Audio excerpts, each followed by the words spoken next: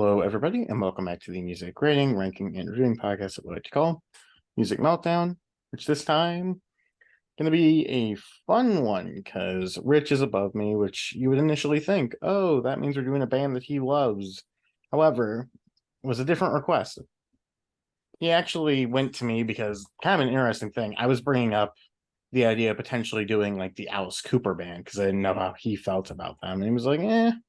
At the same time, he mentioned, well, I'm kind of wanting to do an artist I'm less positive on. I think it could lead to a more interesting discussion. So I remembered a certain band that he's spoken slightly ill of on the channel beforehand, or if not on the channel, then sort of out when after we recorded, but didn't make it into the cut. However, that band is 90s alt rock legends Pavement. And by the way, Rich, I found that Pavement list and I have some pretty stark disagreements from last time I did it. Pavement, this is a band that I'd done the discography before. I'd heard all 5 of the records at least once or twice, and I like Pavement. I don't think that they're anywhere near like a personal favorite artist or anything, but I like Pavement a pretty fair bit. Rich, your contrasting take upon the band Pavement. All right. Well, thanks for having me on again. My first exposure to Pavement came when I heard their track on the No Alternative compilation that I had on tape back in the day. I think that came out in 93. I had it around that time. I was not impressed. And when I found out about Range Life, in which they appeared to slag off the Smashing Pumpkins, I thought, fuck these guys. Their music isn't even good. They have no business dissing the Pumpkins. And I pretty much wrote them off. However, I did notice over the years how highly their albums were praised by music critics. They had a couple albums on Rolling Stone's top 500 albums of all time. So I years later I decided to borrow Slanted and Enchanted from the library to hear for myself what I was missing. And I'll get to that record in the ranking, but I feel about the same about it now as I did then. I thought it was awful. I pretty much did not explore Pavement further until preparation for this video. Okay, I will say this. I think Slanted Enchanted might be, I know it is their debut and one of their better thought of, but I do think it might be one of the worst starting points because of just how abrasive and how frantic that record is compared to the rest of the Pavement catalog. But I suppose we'll get into it. Do you want to start talking about Slanted Enchanted? Uh, that's actually not my bottom. Um, My bottom is Brighten the Corners from 1997, their fourth album. So, the main story with this album and all of these albums is that the singing sucks. Let's be real, dude sounds tone deaf, most of the time anyway. There are loads of truly awful vocals on Brighten the Corners. It's astounding to me that this band ever made it further than the bar circuit. Strangely, though, sometimes his voice is passable. I don't know if this is a case of a broken clock being right twice a day, or if he really can sing in key and chooses not to. On a song like Type Slowly, it does sound like he is deliberately trying to sound bad. Our friend Eric pointed out that imperfections in music can be artistic and endearing, but enjoying listening to Pavement is like watching a train derailment and liking it. Um, the vocals render most of these songs bad to mediocre, many of which could be good with a different vocalist. This is a more easygoing album for them, but there's some heavier moments. Some of the heavy guitars sound great. Other times they're a bit too slack rock. The heavy guitars on Date with IKEA are awesome, but Stephen Malkmus's vocals are particularly awful here. The way he goes after some high sustained notes only to crash and burn. 1-star song. The track Old to Begin has an out of tune Sonic Youth style guitar, so that's not great. Sonic Youth were a big influence on these guys, unfortunately. But there's actually a very good song here. Embassy Row, a great rocker with tolerable vocals for a change. The other good track here is the Last Cut Fin, or Fin, if it's French. His vocals actually sound pretty good here too, which is baffling to me. If he can sing in key, why doesn't he do it more often? There's some great chord changes in the verses. The solo isn't great, a bit too slacker, but there's some cool effects in there. Again, this could be a decent alt rock album with a different singer. I've got it at 1 star. Well, 1.25 since there's a couple tracks I like, but the vocals are at their worst. That I get it, but at the same time, I would take Stephen Malkmus literally every day over Beck, and you praise the hell out of that man. So, but here's my takeaway. Vocally, obviously, from a purely technical standpoint, he isn't the finest, but I think he has a level of emotionality and sort of sincerity that you don't get from more technically trained singers. Like, I get more emotion out of somebody like Stephen Malkmus than I would out of, say, I don't know, fucking Steve Perry or something. I don't know. I prefer this more in less technical, more emotional, more sort of personality driven style that he has, and I think that it works very well. Will I say that he's one of my personal favorite singers? No. But what I will say is Sonic Youth are one of my absolute favorite bands, and I love them at their least tonal and their least structured. So we will leave it there. However, my bottom record as well is Brighten the Corners. And I'll let the cat out of the bag. I have this at 4 stars, as I do with every Pavement album. I think every Pavement record is very good. I don't think any of them are above or below that. But this is probably the hardest one for me to rank because, in a lot of senses, I think it's their most consistent album. There's not really much of a lull or noticeable downtick in quality on the record. It's just pretty straight ahead, good indie rock with a really cool front man. But at the same time, it doesn't really have any of my favorite Pavement songs. And if I had to guess, I don't think any of these would really even make it into my top 25. Despite that, I think the full listening experience is very good. The guitars are awesome. I like the tight rhythm section that they got. And really, just front to back, I think that it's a really enjoyable listen, which is how I would describe Pavement as a whole. I could listen to all 5 of these albums back to back to back to back and really, really enjoy my time with it. Atonal singing or not, it's just there's something about them that I don't fully love. I don't fully click with in a sense. I think that everything that they do is very good. I wouldn't even say that they have like a bad song in the catalog. It's just this might be the hardest catalog for me to rank because I think basically every record is at the exact same level of quality. They're all like an 8.2 or 8.3 out of 10 for me. I really like them all, but I don't love any of them. So at the bottom for me is Brighten the Corners, but still very good stuff. Really, really dig it. Okay, well, I don't really get the emotional aspect that you're talking about. I get too lazy to get off the couch. That That's was what I me with get. that was me with Beck, so you know how I'm feeling now. Oh boy. Okay, you may have a point there. They're both in the slacker realm, aren't they? Yeah. Um, So all right, my nothing number about the 4 fool. is Terror Twilight from 1999, their 5th album, last album. This is another case of some decent music sabotaged by bad vocals.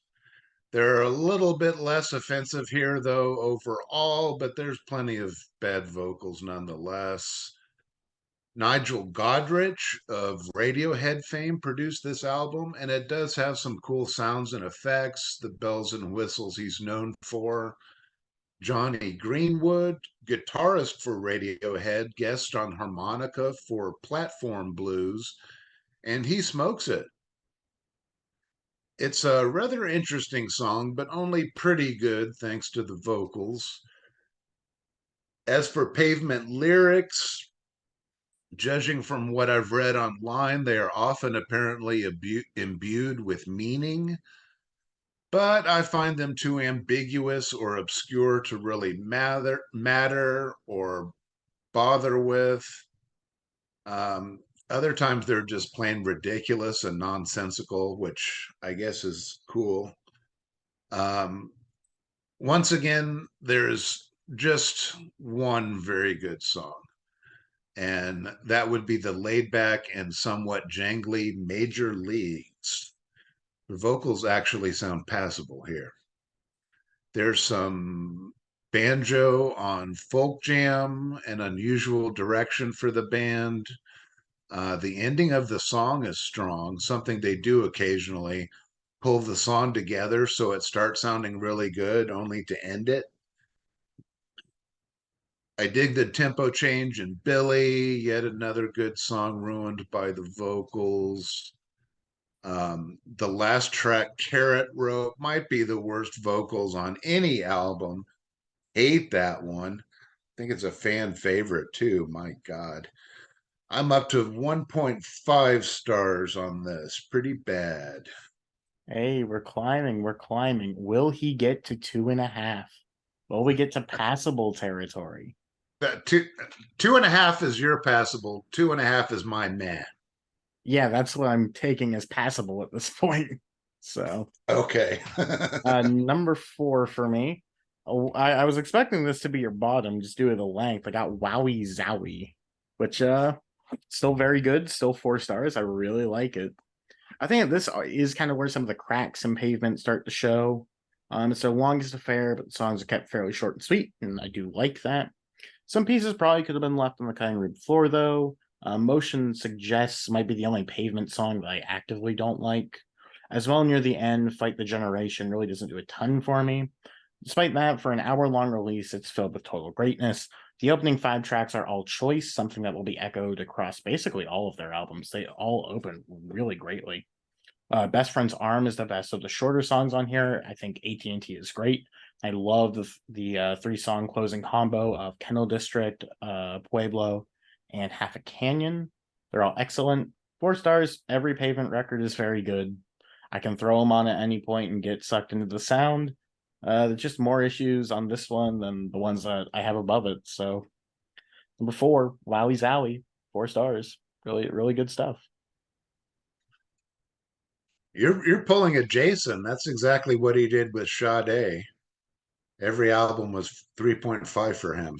Yeah, that's a crime. Yeah. Will every album be 1.5 moving forward? All right, my number 3 is Wowee Zowee. So you made some good points about that. This is from 1995, their third album. Yeah, this album is a bit of a sprawling mess. I don't really like the criticism that an album is too long. I think that what that really means is that it has songs on it you don't like.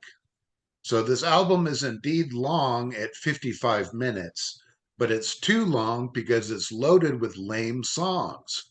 Yeah. They do try to change things up, though. Some organ here, synth there. There's actually some good pedal steel on the track Father to a Sister of Thought. Unfortunately, some of what's here is just too ramshackle, too slacker, and there's some of those off sonic youth notes as well. The mellow opener is actually good, and I can tolerate the vocals on that one.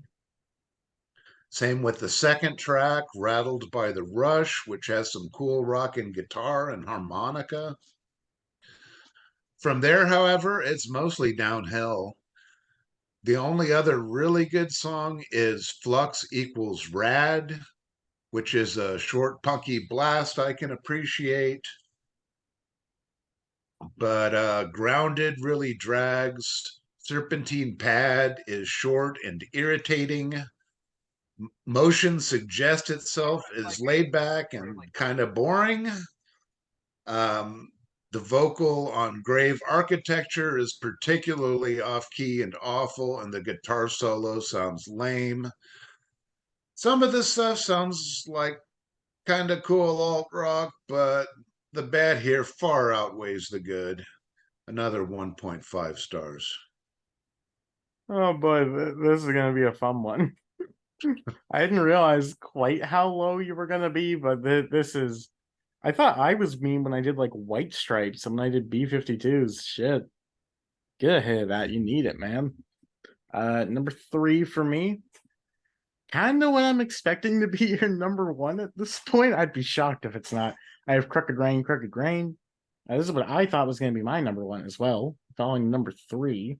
I think it's another very strong effort by the band. It's less noisy, far less abrasive when compared to Slanted Enchanted.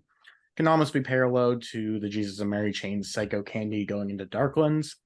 Um, I don't know. This doesn't have the sort of fun, frantic energy that the debut has. It's more refined, a more song-focused effort, and for the most part, it succeeds. Malmalkus sounds better on vocals, and it's on par lyrically. Tracks such as Unfair, Golden Sounds, Fillmore Drive, they're all great. The main reason why this falls is due to some songs I'm somewhat met on, as well as me just preferring the more frantic, more youthful drum style of the debut record. I mean, I'm still at 4 stars. I still think that it's very good. I like every Pavement album. There's just not a ton separating them for me. And yeah, number three, Crooked Rain, Crooked Rain. Very good stuff. Dig it a lot. Real nice.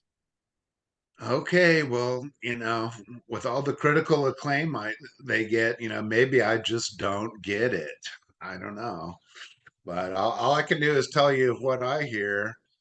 My number two is Slanted and Enchanted from 1992, their first album.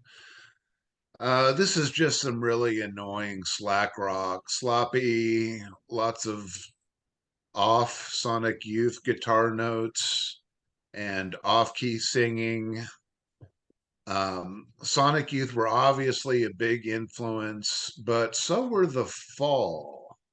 I dig some Fall. I dig some Sonic Youth too, like I've said before, but I'm not really familiar enough with the Fall to recognize their influence here.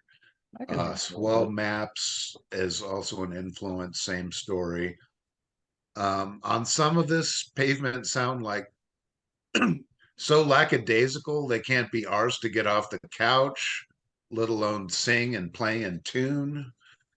I do appreciate some of the weirdness, the noisy guitar at times, but the vocals almost always kill any enjoyment I might otherwise have had. The album cover is messy with some seems appropriate for this music.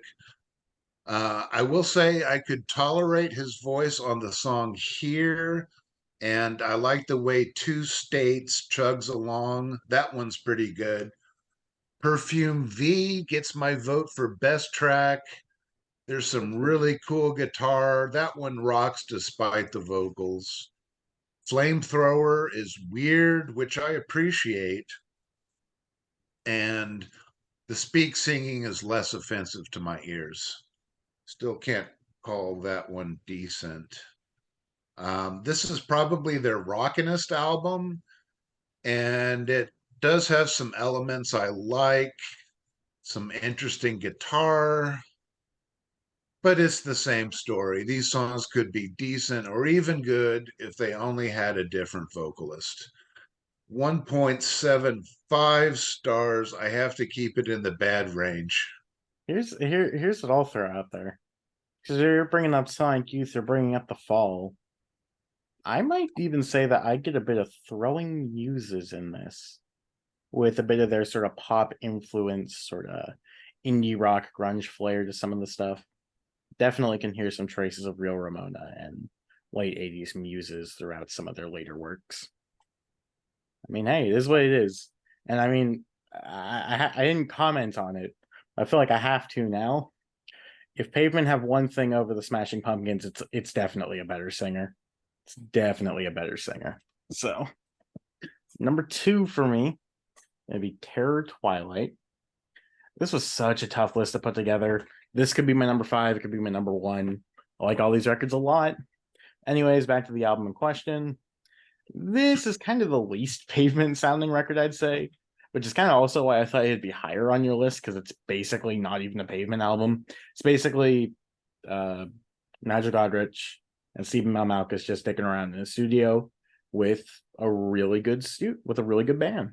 Because Pavement at their core are a really good rock band with this cool sort of anti-culture sort of, art punk figure with Stephen Malmalkus up front. The band is really tight. I really like the sort of less chaotic style that they have going on.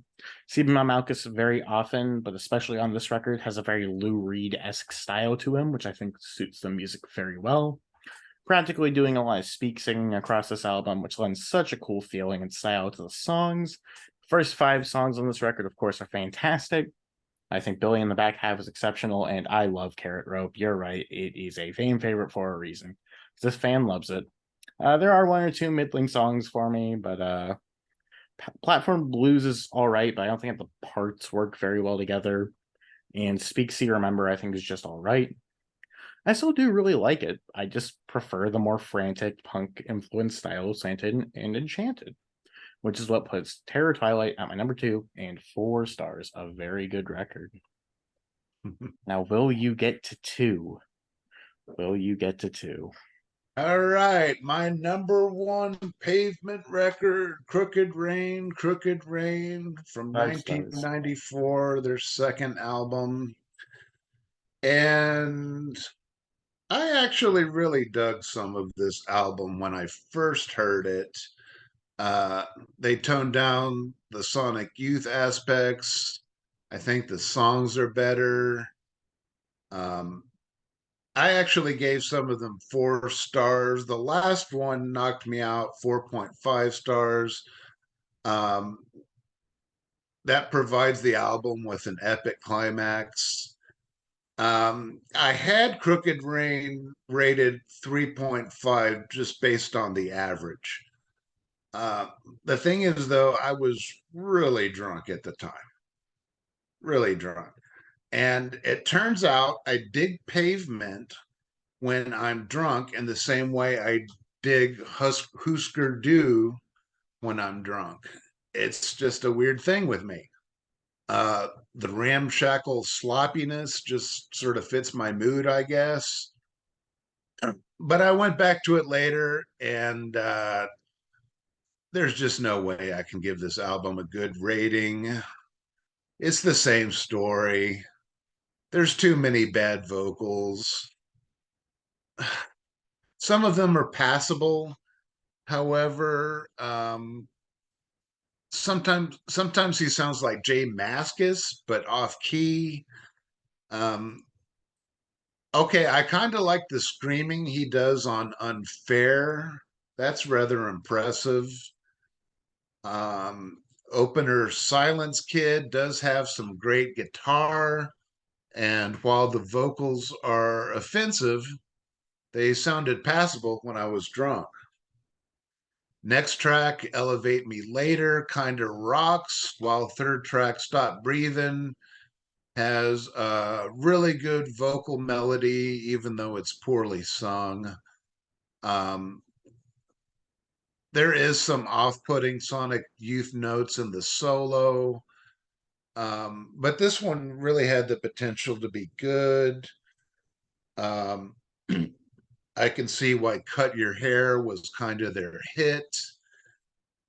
Probably the best track is the instrumental. No surprise there.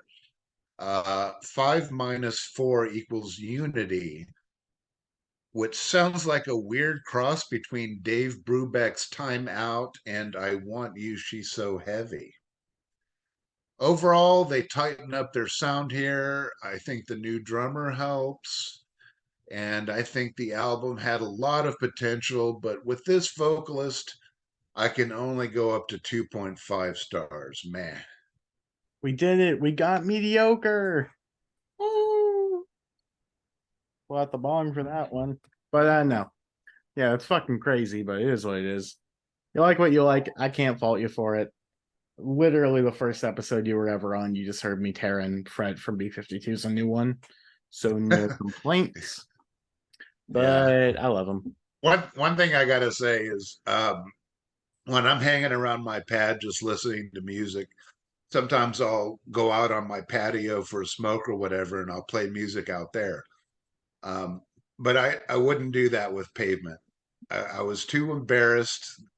I thought somebody might hear me and think that I enjoyed this band. And so I couldn't listen to Pavement on the patio.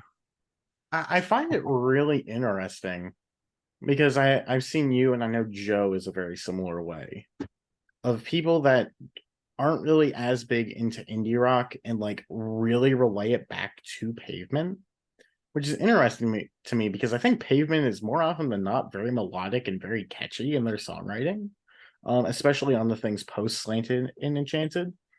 And I get not liking the vocals, but I think from a purely compositional standpoint, they're probably more accessible than, say, for example, like a Sigur Rós or something. I probably butchered the pronunciation of that, but oh well. Oh, okay, I'm gonna let that one go. Well, curse me for trying to have a dialogue. Anyways, Well, no, I don't want. It's not that I don't want a dialogue. no, you're It's all good. You're all good. It is what it is, man. what can I say? I'm a hater, and this little exercise allowed me to hate a little bit without hurting anyone. So Hey, all good. you hate with just cause now. After this, we can do I don't know, some bullshit I'll probably hate. We can do White Stripes again. No, I'd kill myself if I had to listen to another White Stripes album. I Number don't get one. the White Stripes dislike. Okay, he doesn't have the greatest voice, but No, I mean everything the about music them, is phenomenal. The everything guitar about them playing. is mediocre. Everything about them is mediocrity on a plate. There's nothing interesting about Jack White. His guitar tone is so boring. His playing is so bland. He's Okay. just trying This to is revenge for my Pavement review. No, I mean, I already did this. It's not a big deal. Number one, Slanted and Enchanted. This is not what I was expecting to be my favorite. This was actually my third when I first did the catalog. I'm still at 4 stars. I still think it's really good. So Pavement, consistently a very good band. Probably in my top 100. I don't know. I think they're just super cool on this album.